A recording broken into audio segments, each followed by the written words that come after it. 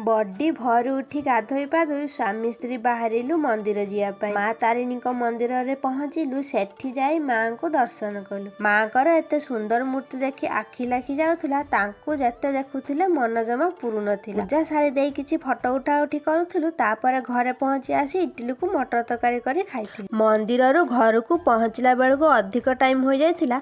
बेसी किछि नुह, लंच रे अल्प आइटम करा जाइथिला।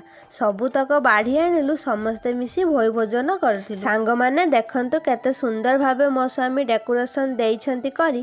काहेकि ना आज हमर प्रथम एनिवर्सरी। देखंतु केते सुंदर भाबे मु सज होई जाइछि परा। एपटे मो स्वामी आसी पहुँचिले। आनिथिले मो पई गजरा।